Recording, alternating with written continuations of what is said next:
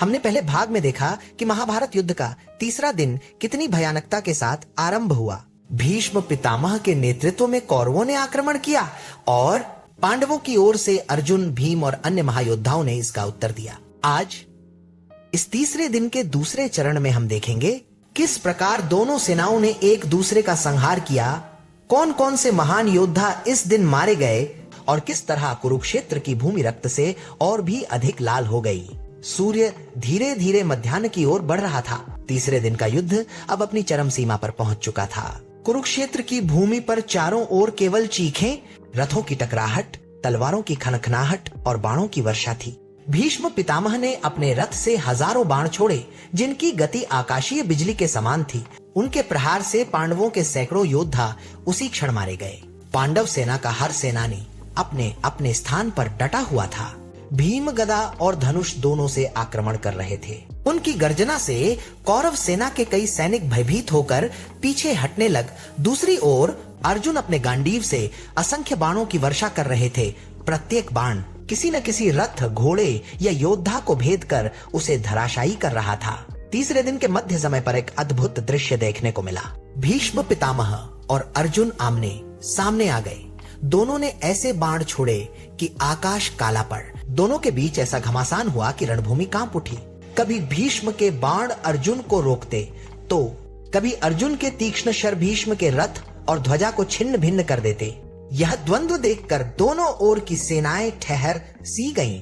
तीसरे दिन के इस भाग में कई वीर योद्धा मारे गए। कौरव सेना के वीर सेनापति बृहद्बल अर्जुन के बाणों से आहत होकर भूमि पर गिरे और वहीं प्राण त्याग दिए। उसी प्रकार पांडव सेना के कई रथी और महारथी भीष्म और द्रोण के प्रहारों से मारे गए। इस दिन कुल मिलाकर हजारों सैनिकों के साथ 7 सैकड़ों रथी और घुड़सवार भी मारे गए। रणभूमि पर गिरे हुए घोड़ों और हाथियों की चीखें वातावरण को और भी भयावह बना रही थी।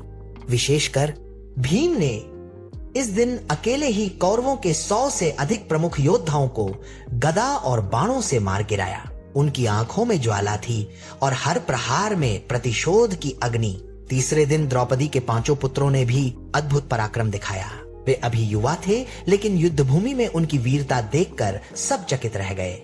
उन्होंने मिलकर दुर्योधन के कई भाइयों को मार गिराया। दुर्योधन यह देखकर क्रोधित हो उठा और बोला, ये 5 बालक जिनके कारण मेरे भाई मर रहे हैं, इन्हें आज मैं स्वयं युद्ध में समाप्त कर दूंगा। लेकिन तभी भीम वहां पहुंचे और दुर्योधन के सामने खड़े हो गए। भीम की उपस्थिति देखकर दुर्योधन पीछे हट गया, क्योंकि वह जानता था कि अभी उसके लिए भीम से भिड़ना उचित नहीं है। जैसे जैसे सूर्य अस्त की ओर बढ़ रहा था, भीम का प्रहार और भी तीव्र हो गया। उनकी गदा और धनुष से कौरव सेना में भारी हाहाकार मच गया।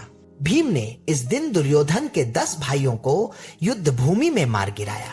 उनके प्रहार से रथ टूटे, घोड़े धराशायी हुए और हाथी तड़प कर प्राण त्यागने लगे। भीम का यह तांडव देखकर पांडव सेना उत्साहित हो उठी। उनके पीछे पीछे द्रुपद, शिखंडी और सात्यकी भी युद्ध में और भी प्रचंड हो गए। तीसरे दिन का सूर्य अस्त होने लगा। युद्ध भूमि पर अब रक्त ही रक्त था। हजारों सैनिक, रथ, घोड़े और हाथी मारे गए। इस दिन का परिणाम कौरवों को भारी हानि उठानी पड़ी।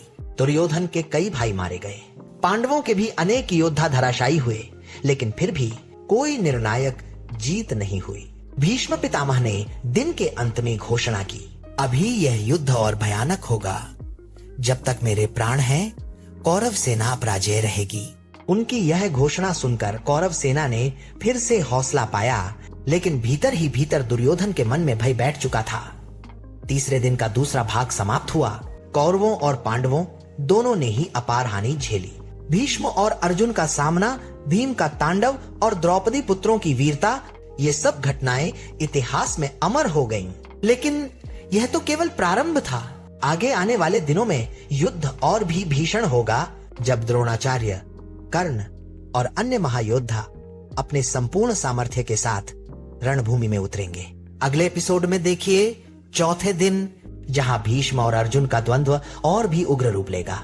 महाभारत युद्ध के तीसरे दिन से हमें यही सीख मिलती है कि धर्म के मार्ग पर चलना कठिन अवश्य है, लेकिन वही सच्ची विजय दिलाता है। अर्जुन ने अपने पितामह के सामने भी धर्म के लिए बाण चलाए और भीम ने प्रतिशोध को धर्म के साथ जोड़कर शत्रुओं का संहार किया। इससे हमें यही संदेश मिलता है, सच्ची ताकत केवल शौर्य में नहीं बल्कि धर्म और न्याय के साथ खड़े होने में है।